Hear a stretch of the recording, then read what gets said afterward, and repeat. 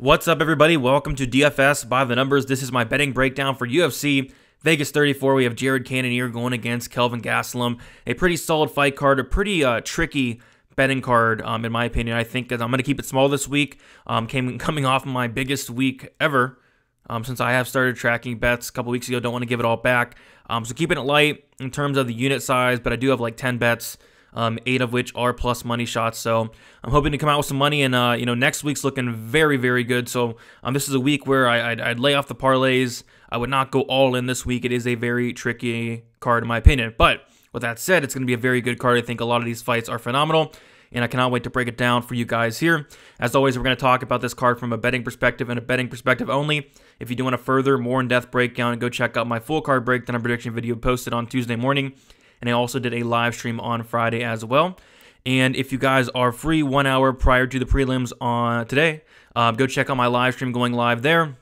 Chat up with you guys for about an hour up until the fights do start. So before we get started, if you guys can leave a like, also subscribe if you have not yet, that'd be much, much appreciated. Almost to 12K subscribers. So if you can get that pretty soon, that'd be awesome. Thank you guys so much for the support week in and week out. So I say we get started here. And we will start with the first fight of the night. We have Ramis, Brahmimage going against Sasha, and I do have 2 bets to start off the card here. The first one being Ramis Brahmimage winning inside the distance, plus 165. I have 1 unit on it, and also did a quarter sprinkle on Brahmimage wins by decision, plus 195, a quarter unit on that there. So I like Brahmimage here. I think it's a great bounce back opportunity for him. In his UFC debut, I was pretty high on the guy. I mean, you take a look at this guy outside of the UFC, and this guy is a phenomenal wrestler. He's a phenomenal grappler, a 100% finish rate, 100% of those wins coming by submission. He goes into the Max Griffin fight in his debut and shoots for 0 takedowns. 0 takedowns, and my jaw was dropped the whole time. Like, what are you doing? You're a beast grappler, and you go out there and just try to outstrike Max Griffin. That was very weird, but in this spot against Sasha, I would be shocked. I'd be shocked if he did not go for takedowns here. He's going to have a massive advantage on the mat. Plotnikov can be taken down. He was submitted in his last fight against Saganai, and I think if Brahmimage does get this fight down to the mat, I think there's a very good chance that he wins this fight and wins it in the first round and wins it by submission. So I did take the plus 165 shot on him inside the distance. I don't think Plotnikov has the best chin. I can see like a club or sub situation there. But I do think Brahmimage does get it done by submission. He hasn't won any other way. He's never won by decision. He's never won by knockout. He does have some solid power, but that submission game is his bread and butter, and hopefully he goes to it. I'm not sure why he did in the Max Griffin fight, but if he does here, I think there's a very good chance that he not only wins, but does win inside the distance there. So give me Brahmimage to win, and give me Brahmimage to win inside the distance and by submission. All right, getting into the next fight here, we have Roosevelt Roberts going against Ignacio Bajamas. I have a 1.5 unit shot on Roosevelt Roberts. I got him at minus 134. And yeah, I like Roberts here. I think the striking is going to be very close, very competitive. Ignacio Bajamas definitely dropped the ball in his UFC debut against John McDessie in a fight where a lot of people, including me, thought that he'd use that 7-inch height advantage. He'd use that 7-inch reach advantage and outstrike McDessie. And the reason why I liked Bajamas in that McDessie fight was because McDessie had landed 0 takedowns in his UFC career, so I thought, McDessie's going to give Bajamas the fight he wants, and he definitely did, but, McDessie was able to land like 124 significant strikes on Bajamas. It showed a couple things. It showed that Bajamas has a ton of heart. He has some durability, but it also showed that he's very, very, very hittable. And in this fight, Roberts is actually going to be bigger than him. I know in terms of the official metrics, I think Bajamas is like a 1 inch taller, but if you watch the weigh-ins, I was shocked that Roberts is actually taller than him. So I do like that, but I think the huge difference is going to be the ground game. I think there's a huge, huge skill gap when it comes to the ground game. And you're probably thinking I'm crazy because Roberts has been submitted in his last 2 fights against Jim Miller, against Kevin Kroom. But I don't think that Bajamas has the same level of grappling as those guys whatsoever. Bajamas has 0 submissions on his record, and it's kind of weird. You take a look at throughout Roberts' record, and how does he typically lose? It's being out-grappled. He's been submitted multiple times. He got out-grappled by Vince Pichel. Even as an amateur, he lost by submission as well. So when he loses, it's him getting out-grappled. I just don't see that whatsoever here against Bajamas.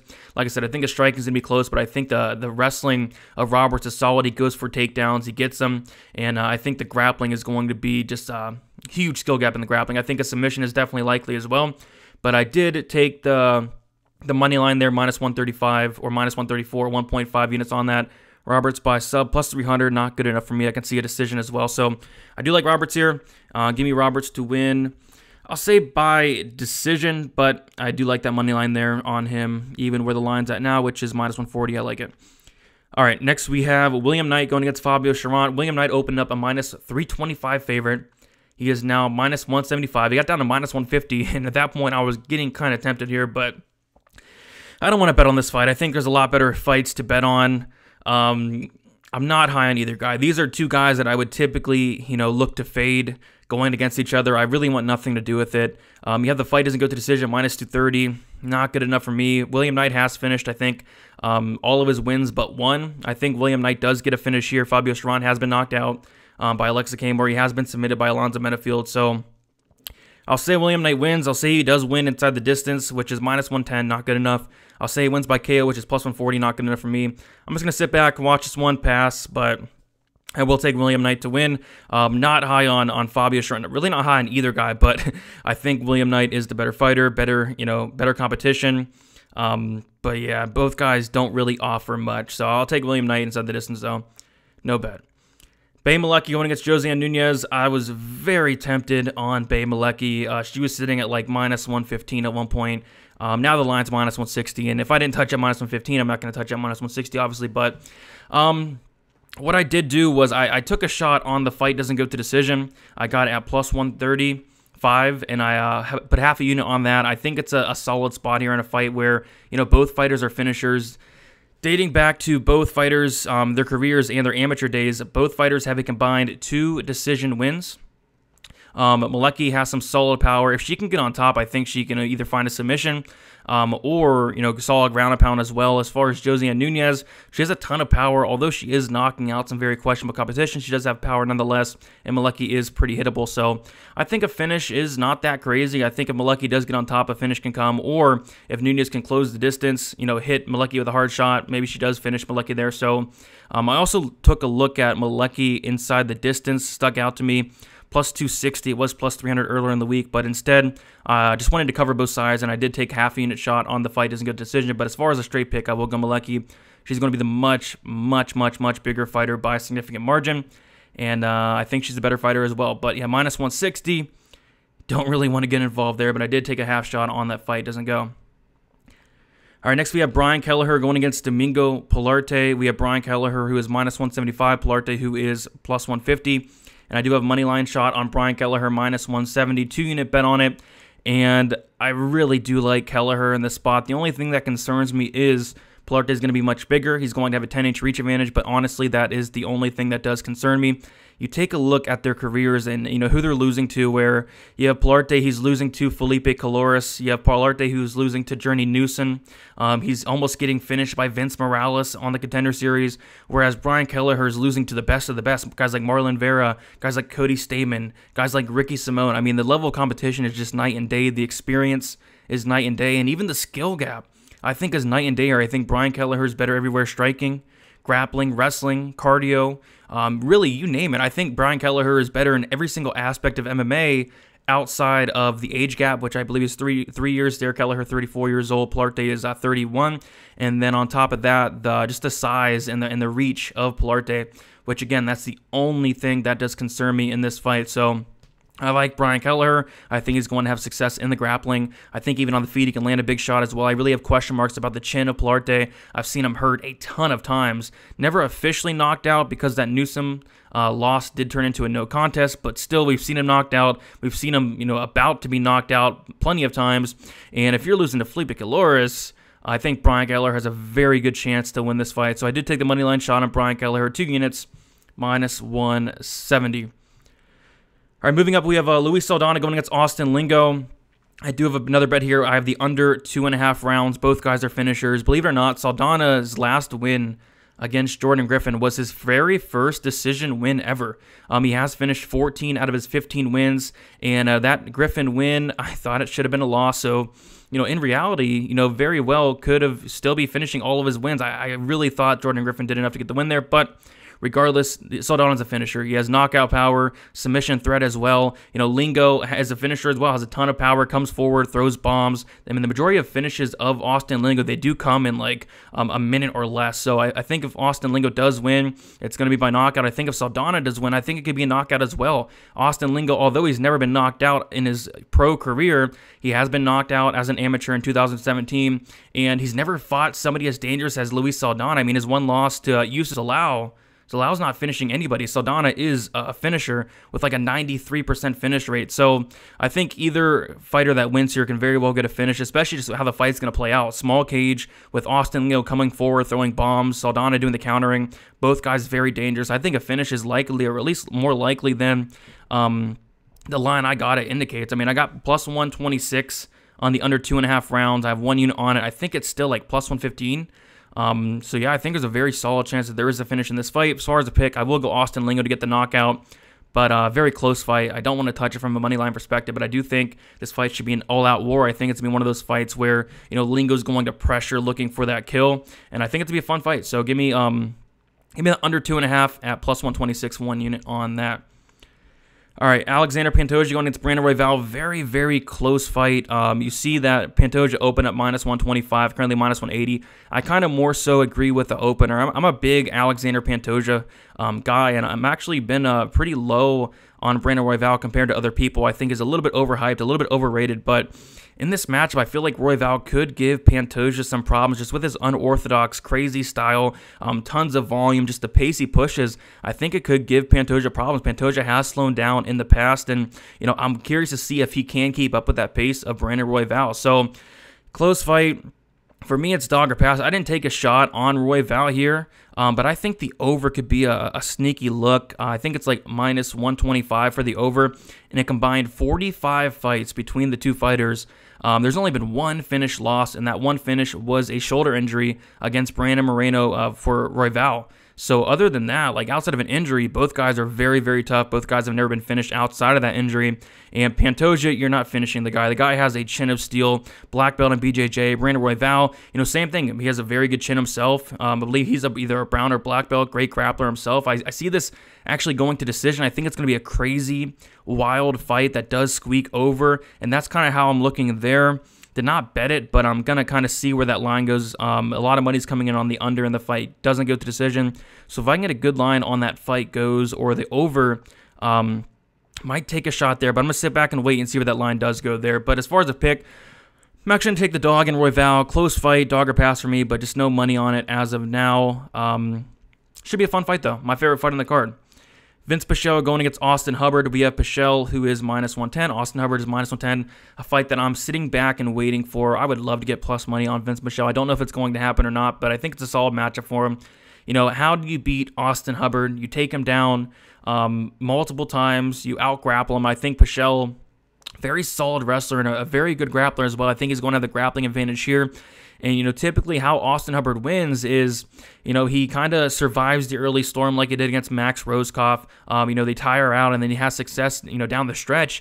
That's just not going to be the case with Vince Pichel. Vince Pichel actually has a very solid gas tank. The only thing that concerns me about this fight is Pichel is going to be 38 years old. So I like Pichel. I have not bet it yet. I'm kind of waiting, sitting back for the, you know, see where the line goes. But I would love to get Pichel plus money. But as of now, no bet there. I think Pichel, by decision, plus 150 is not terrible.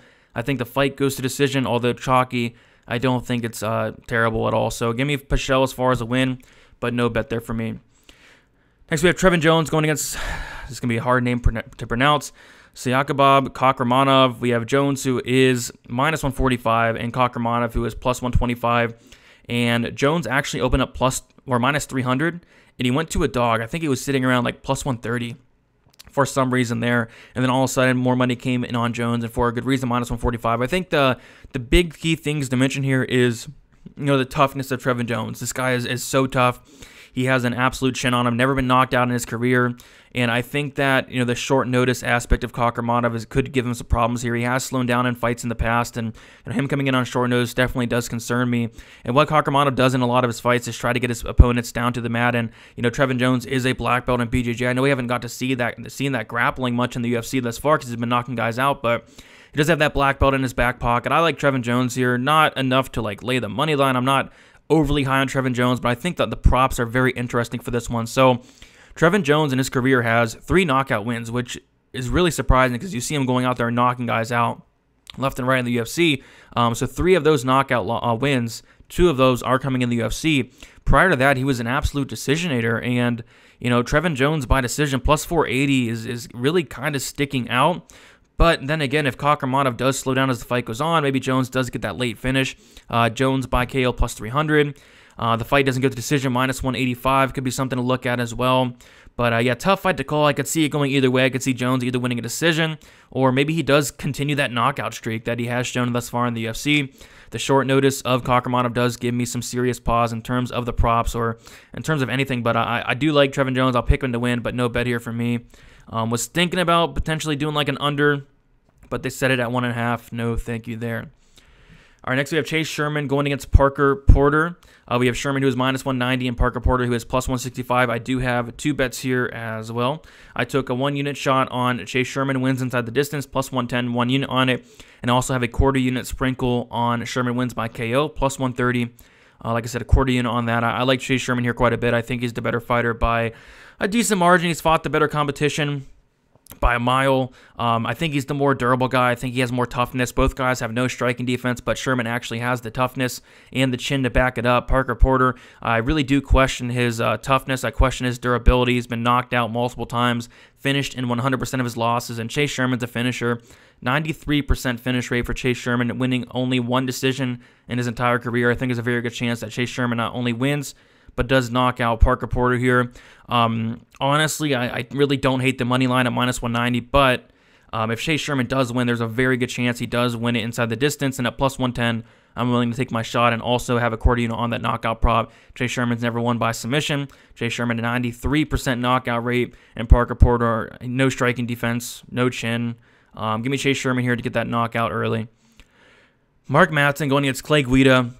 Probably the most highly debated fight of the week. I see people very confident on one side or another, and it's very hard to be confident. I'm personally going Mark Matson.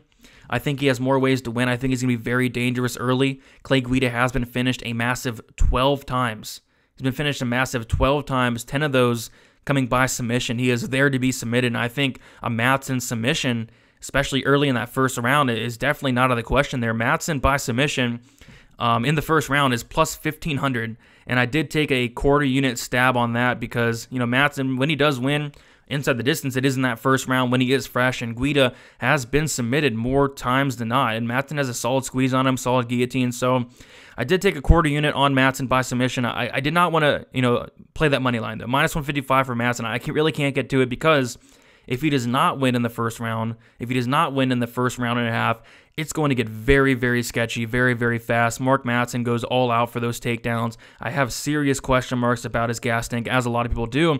And if this does get to the third round, what's that third round going to look like, especially in a fight where, the pace in this fight is going to be crazy. The pace that Clay Guida pushes is going to be crazy. Even the pace that Mark Matson pushes early, it's going to be crazy. So I can definitely see a scenario where Mark Matson absolutely slows down, absolutely gasses out. And although Guida's not really a finisher, maybe a Guida third round finish could potentially happen. So what I did was, I do have 2 plays on this fight. I don't want to touch the money line of either side, but I did play a couple sprinkles here. The first one being a quarter unit sprinkle on, Mark Matson wins by submission in round 1. That's actually what I'm predicting. I am predicting a round 1 finish for Mark Matson by sub. And then what I also did was, if this fight does get into the third round, I think it could be sketchy. I think Clay Guida is going to have opportunities to finish. So what I also did was I sprinkled a quarter unit on Clay Guida to win by in third round. In the third round, plus 2,100. Quarter unit on that. 2 small plays, taking a shot. But yeah, I'll pick Matson. I think he has more ways to win. Like at the very least, maybe he's able to win those first 2 rounds, cruise in that third. But again, I couldn't get to the money line because we know for a fact that there's a very good chance that Mark Matson does lose that third round, and with the judges, maybe the second round's close. I just don't want to get involved at minus 160. So the pick will be Matson, but I did sprinkle those props. We'll see what happens. And then the main event, Jared Cannonier going against Kelvin Gastelum. Cannonier minus 140, Kelvin Gastelum plus 120. Money still pouring on Gastelum. Kind of tempted by Cannonier. You know, first look, I thought I was going to be on Gastelum. I thought I might even be betting Gastelum, but after getting the tape, I thought, you know, originally that Gastelum was going to be able to implement the takedowns. I think that would be the key difference there. But, you know, Cannonier has very solid takedown defense. On paper, it's like 55%, 56%. But you take a look, you know, a lot of those were at heavyweight. A lot of those were at light heavyweight. At middleweight, he actually has a 78% takedown defense, very solid takedown defense, and a very solid get-up game. This guy is nearly impossible to hold down. He's just so physically strong. He's going to be the much bigger fighter. He's going to have a 6-inch reach advantage. A 6-inch reach advantage in a fight where it's going to play out on the feet. I think that's pretty significant, and he's the much bigger fighter, like I mentioned. He's the harder hitter as well. The only thing that concerns me is Kelvin Gastelum does have that 5-round experience. But outside of that, I mean, Jared Cannonier, I don't hate it. I really don't hate it. I kind of understand, but then again, I don't. I mean, Jared Cannonier, he has solid leg kicks. He comes forward. I think, you know, he really can cause some damage with those leg kicks as well. I don't think he can finish Gastelum. That's kind of the problem I have, because when Cannonier does win, it is typically inside the distance, and Kelvin Gastelum has a chin of steel, never been knocked out, probably never will be. But if somebody can knock out Kelvin Gastelum, it will be a guy like Jared Cannonier. I'm going to pick Cannonier. I have not bet it yet, but I'm going to keep waiting to see where this line goes.